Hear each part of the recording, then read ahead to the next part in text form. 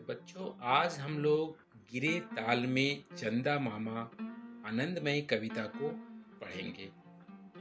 सबसे पहले कविता का हम लोग गान करते हैं, फिर इसके जो अर्थ है उसको जानेंगे।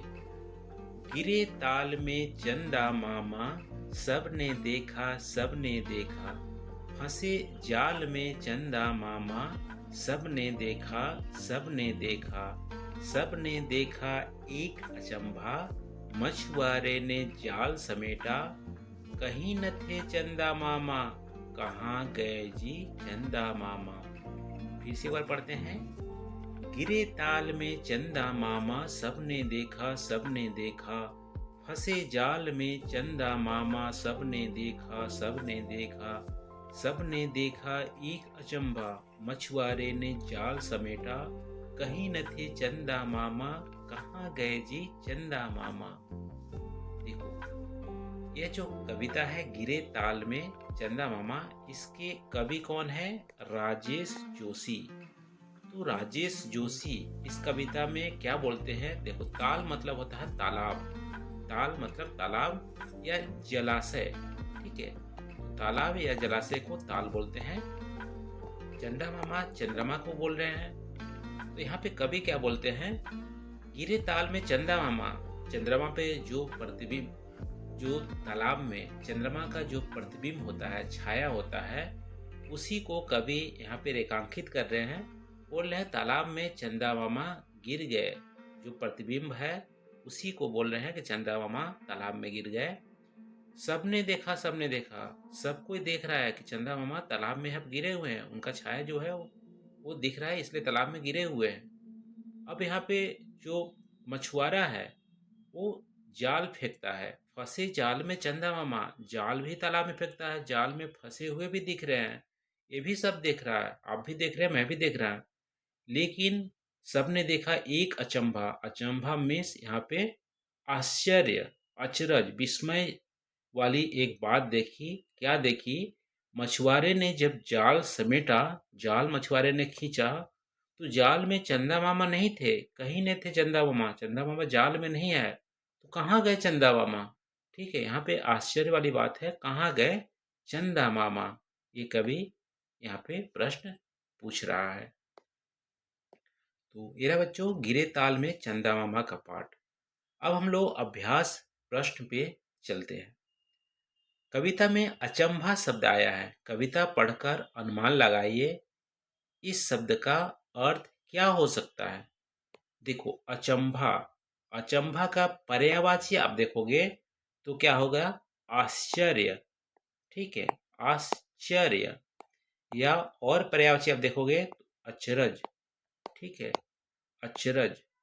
और पर्यायवाची आप देखोगे तो विस्मय। ठीक है, विस्मय भी बोलते हैं। या हैरान। तो जो बात हैरान करने वाली हो उसको बोलते हैं, जो विश्वास करने योग्य ना हो उसे बोलते हैं आश्चर्य, अचरज, विस्मय, हैरान। ठीक है, तो इसका अर्थ ये होगा। अब दूसरा है, नीचे दिए हुए किस वाक्य में अचंभा शब्द का सही प्रयोग हुआ है। अचंभा मतलब विस्मय। ऐसा वाक्य पढ़ोगे जहां पे विस्मय होगा, विश्वास नहीं होगा, ऐसे शब्द का प्रयोग कहाँ हुआ है? यह देखकर अचंभा हुआ कि सूरज प्रकाश देता है। भाई, सूरज तो प्रकाश देता ही है, तो इसमें आश्चर्य वाली बात क्या है? तो ये गलत है। ठीक है, सूरज प्रकाश देगा, इसमें कोई आश्चर्य नहीं है। अचंभा शब्द सही प्रयोग इसमें नहीं हुआ है। दूसरा है, यह देखकर अचंभा हुआ कि चांद रात में दिखता है। भाई, रात में ही तो चांद दिखता है, दिन में सूर्य प्रकाश से ढक जाता है, दिन में नहीं दिखता है। ये भी अचंभा हमारा सही प्रयोग यहाँ पे नहीं हुआ शब्द का। यह देखकर अचंभा हुआ कि आधे मैदान में बारिश हुई और आधे मैदान सूखा है। देखो, यह अचंभा है कि आधे मैदान में बारिश होती है, आधे सूखा है। ये हैरान करने वाली बातें हैं। तो सही अचंभा का जो शब्द है यहाँ प्रयोग हुआ है, ये हमारा शब्द सही है। अब है, इस कविता में चंदा मामा की जगह पर सूरज दादा कहकर इस कविता को पढ़िए और नई कविता को कॉपी में लिखिए। चलो आओ हम पढ़ते हैं सूरज दादा। गिरे ताल में सूरज दादा, सबने देखा सबने देखा। फंसे जाल में सूरज दादा, सबने देखा सबने देखा। सबने देखा एक अचंभा, मछुआरे ने जाल समेटा, कहीं न थे सूरज दादा, कहाँ गए जी सूरज दादा। ठीक है, ऐसे सूरज दादा का प्रयोग करके आप कविता पढ़ेंगे। एक बार फिर पढ़ते हैं। गिरे ताल में सूरज दादा, सबने देखा सबने देखा, फंसे जाल में सूरज दादा, सबने देखा सबने देखा, सबने देखा एक अचंभा, मछुआरे ने जाल समेटा, कहीं ने थे सूरज दादा, कहाँ गए जी सूरज दादा। तो अब आगे मिलकर पढ़िए। मिलकर क्या पढ़िए?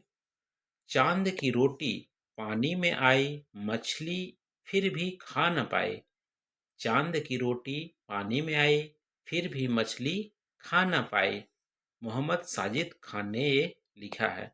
अब यहाँ पे प्रश्न है। क्या प्रश्न है? चांद की रोटी किसे कहा गया? चांद की रोटी किसे कहा गया? देखो, चांद का जो प्रतिबिंब है या परछाई है, ठीक है, देखो चांद की जो प्रतिबिंब है, प्रतिबिंब, या इसको साया भी बोलते हैं, या परछाई भी बोलते हैं। ठीक है, तो चांद की जो परछाई है तालाब में, उसी को चांद की रोटी कहा गया है। ठीक है, पानी में जो प्रतिबिंब दिख रहा है उसी के चांद की रोटी कहा गया है। मछली चांद की रोटी क्यों नहीं खा पाई? भाई, एक्चुअली चांद का रोटी तो नहीं था ना, चांद की परछाई थी। परछाई को कोई पकड़ पाया है क्या आज तक? नहीं, परछाई को नहीं पकड़ पाया है। तो चांद की परछाई थी, रोटी नहीं था, इसीलिए चांद मछली उसे नहीं खा पाया। इसीलिए मछली वो उसे नहीं खा पाया। तो मेरा बच्चों, आज हम लोग पार्ट 24 का अध्ययन किए, गिरे ताल में चंदा मामा। आपको वीडियो कैसा लगा, लेक्चर कैसा लगा, आप हमें लाइक करके, वीडियो को लाइक करके बताइएगा। थैंक यू बच्चों।